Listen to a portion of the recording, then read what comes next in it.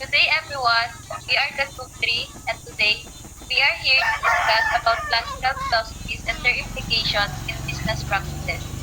But before that, let me introduce my group. I am Jessa M. Sorio together with my members, Melissa A. Bautista and King Sandy San Jose. So before we proceed to our topic, let me discuss our learning objective.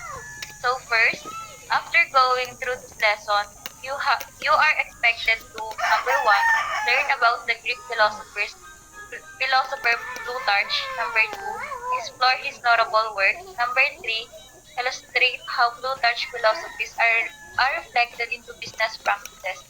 Number four, related relate the topic in real life experiences.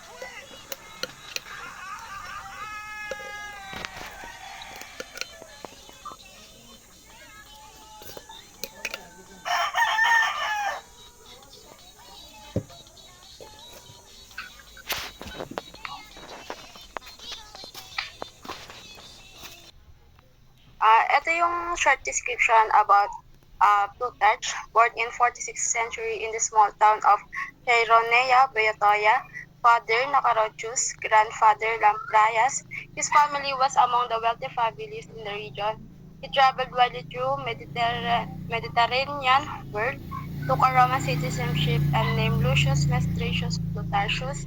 His writing and lectures made him famous in Roman Empire, married Timoxena, daughter of Alaction, had four sons named Soclarus, Chiron, Autobolus, and Plutarchus, had a daughter named Timoxena.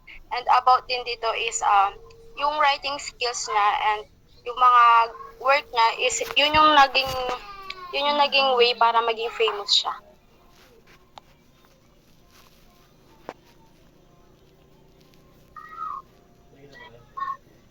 Okay. um, Plutarch on being a good role model. Plutarch, an ancient Greek historian and educator, understood that humans are incredibly social creatures who constantly observe the people around them and imitate them.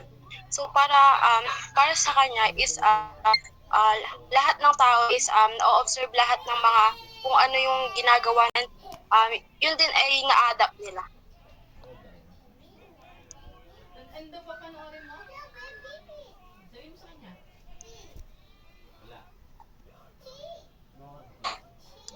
Unfortunately, people often grow up surrounded by bad role models. However, we can steer people by providing them with better patterns to imitate. That's what Plutarch tried to do with his famous work, Parallel Lives, which offered biographical sketches of some of the Greek and Roman heroes, Cicero's, Caesar, Alexander the Great, Precos, to young people something to emulate. So, yun nga, we are aware naman na may mga tao na nasa-surrounded by pwede tawag natin is bad influence, mga ganon. So, para sa kanya, we can steer people naman daw by yung we can provide pattern like i-provide natin sila kung ano ba yung mga dapat nilang gawin, kung ano yung maganda or mabuti nilang gagawin. Like, kung ano yung nilagay niya doon sa kanyang famous work which is the Parallel Lives na inadapt din ng mga Greek and Roman heroes.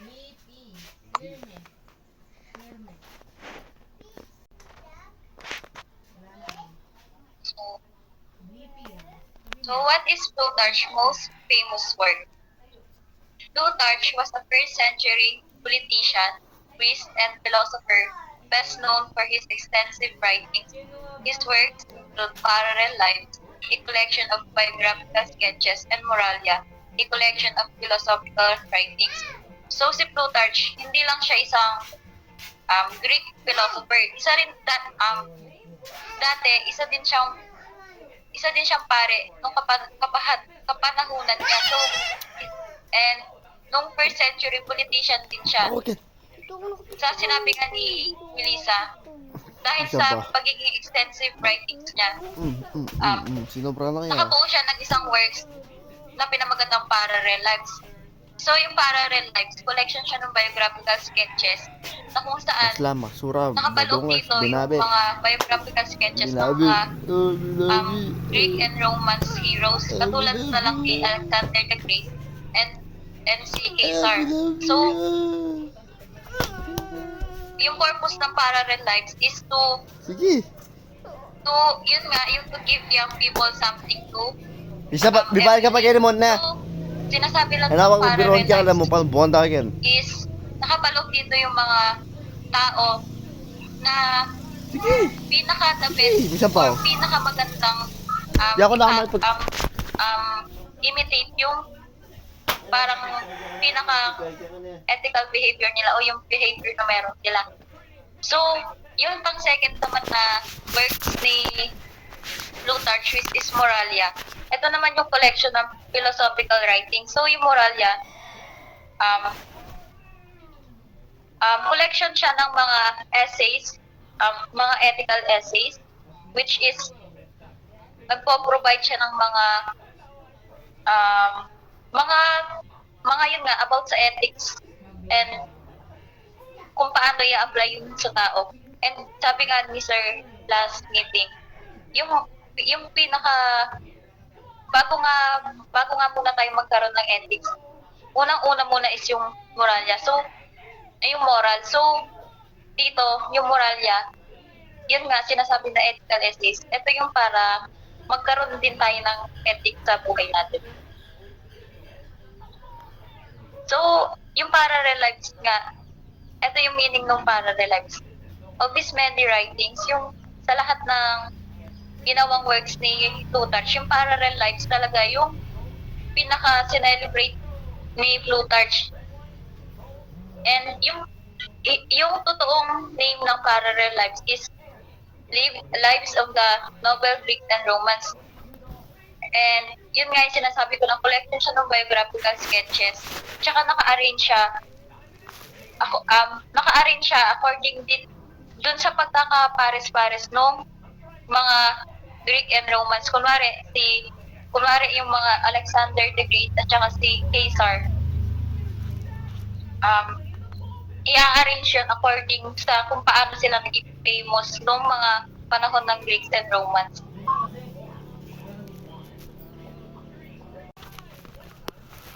A collection of 23 pairs of biographical sketch, each matching the life of one Greek with one Roman man and four single lives, written in Greek in the early 100th century. The biographic illustrate the personal qualities and great figure of Greece and Roman, focusing on their action. Plutarch grouped every two figure according to his view of some basis for physiological comparison. Okay pa ba yung record nyo? Yeah. So, yung history naman ng Parallel Lives, sinasabi dito na collection siya nung 23 pairs ng biographical sketches. So, kung sa Parallel Lives, collection siya ng 23 pairs ng mga biographical sketches. Sa Moralia naman, 60 essay, parang 60 ethical essays yung nandun sa Moralia na yon. And syempre yung Parallel Lives, since si Plutarch Greek historian, yung Parallel Lives nakasulat siya sa Greek nung early 100th century. So yung mga nakapaloob naman sa biographical sketches dito, ini-illustrate lang ni Plutarch kung ano yung mga personal qualities ng mga heroes na nandun sa Parallel Lives, katulad nila Alexander the Great. And kung sa atin, nag-focus tayo about sa mga academic pursuit ng mga kapag nagsusulat tayo ng biographical sketches. Dito naman, si Plutarch, nag-focus siya dun sa action ng mga heroes na nakalagay dun sa Parallel Lives. Tapos, ginroup niya yon according nga dun sa view dun sa psychological comparison nila nung mga heroes na nandun sa parallel life. So, how Plutarch philosophy in organizational terms, that means what you say to your employees is less important than what you do. They will watch how you behave, how you treat others, how you cope with pressure, and whether you follow through on your promises, and they will imitate you if you talk about ethics and then cut corners at the first opportunity. They will follow your lead. So in terms of organizational terms or in business, sa sinasabi lang dito is kapag isa kang employer or isa kang boss sa isang company or sa isang business, dapat hindi ka lang magaling sa salita, dapat may gawa ka rin. So, dito kasi, mas importante sa kanila kung ano yung mga ginagawa mo kaysa sinasabi mo. Mas kakikitaan nila ng, parang mas kakikitaan nila ng mas malaking aral yung mga ginagawa mo kaysa dun sa sinasabi mo. And dito, kapag nasa organizational situation ka na kasi or in business situation, palaging may titingin sa'yo, palagi nilang titignan yung behavior mo, kung isa kang boss, palagi nilang titignan kung paano mo tinatrato yung mga employees mo. And syempre, kapag boss ka, titignan din nila kung paano mo nilalampasan yung mga pressure na kinakaharap mo sa pang-araw-araw or day-to-day operation ng business mo. And kung yung bang mga promise mo is na natutupad mo ba or na nananatiling promise lang yun. Kung lahat ng yun is na nagagawa mo, panigurado na gagayahin nila kung paano ka nag-behave sa isang company. And yung last naman, set a good example and they will follow it. Plutarch should also warn that your best young employees will use you as a bar to aim for and exceed. That's natural. Let them compete with you and encourage them to go further. So, kapag isa kang good model, dapat nagsiset ka ng good example para sa mga employees or para sa mga kasama mo sa business. And syempre, kapag alam nilang good example yung sinet mo, ipapollow nila yun. Pero kung negative naman yun, syempre, hahayaan lang nila yun.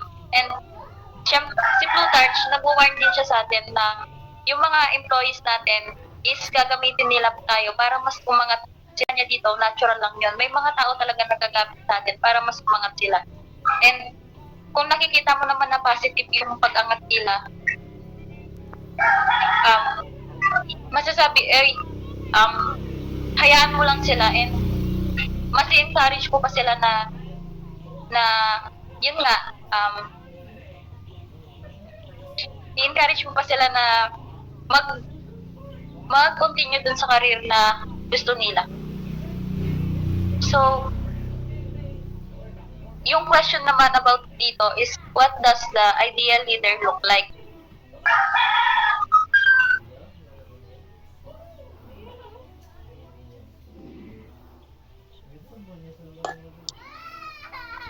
Of course, as a leader is first and foremost a role model. There is also a theme of what does the ideal person like. How can one best develop leadership competencies? Certain aspects of leadership can be acquired by participating in training, observing role models, engaging in work experience, reading research and theory, and practicing self-leadership. So yun nga, sabi nga din dito na, what does the ideal person look like? Kailangan mong itanong sa sarili mo, pasok ba ako sa pagiging role model ko? So, kasi dapat i-identify mo yun kasi ikaw yung ilulook up ng mga nasasakupan mo or yung mga employees mo. So, sinabi din dito na yung mga kung paano ka magiging role models, nasabi din dito na syempre kung may experience ka sa training, sa kung ma-experience ka na dito, pwede kang maging good role model, mga ganon. Then, based sa experience mo, kailangan din na, yung nga sa sinabi din na, kailangan may ethics ka din kasi yun din kasi yung iluluok up ng mga employees mo.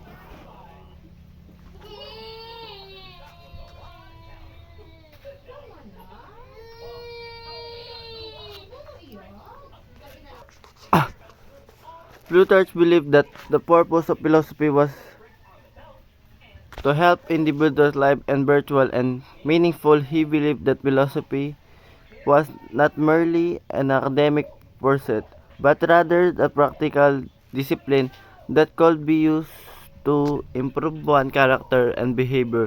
He believed that philosophy was a mean of cultivating wisdom, self-control, and courage, and that it could be used to promote the common good. Philonotes.com. Ito naman yung magiging role model ka sa nila like a business.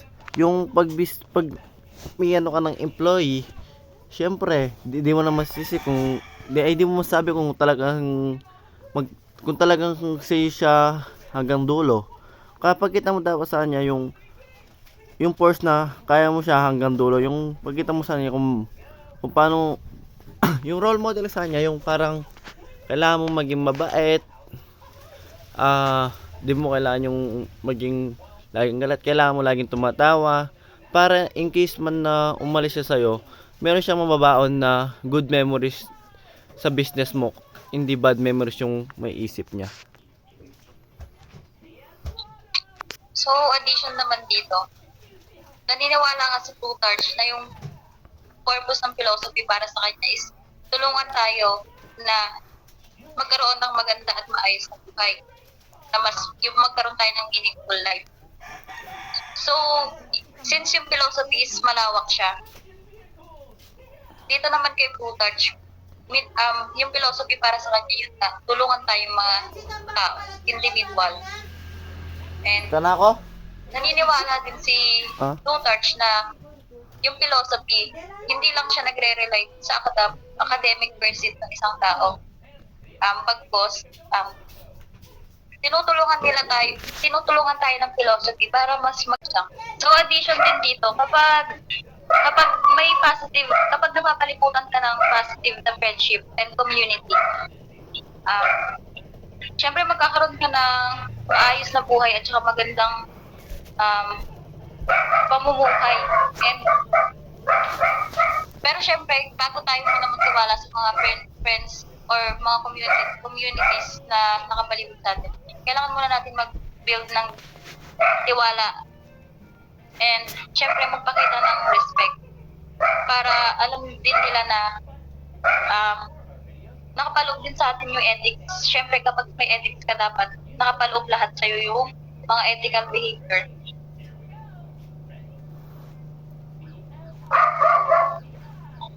So, that's the end of our topic. So, sana may natutunan kayo sa topic na diniscuss namin about kay Plutarch and yung philosophies niya and kung paano niya ina-apply yung philosophies niya in business situation. So, kung in real life naman para sa akin, kung i-apply ko yung kay Plutarch and kung papalarin ako in the future tapos magkaroon ako ng business, sisiguraduhin ko dun sa mga magiging employees ko na yung napili nilang role model is kaya nilang gayahin according sa kung paano naging role model si Plutarch in his century. Yung sa akin naman, yung sa kay Plutarch, yung role model na hindi marunong sumuko, yun lang yung gusto ko.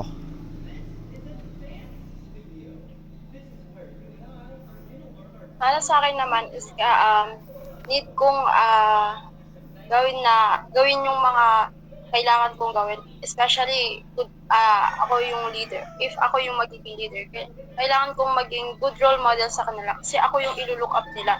And ikaw yung, kung ano yung ma-observe nila, yun din yung pwede nilang i-adapt sa mga sarili nila.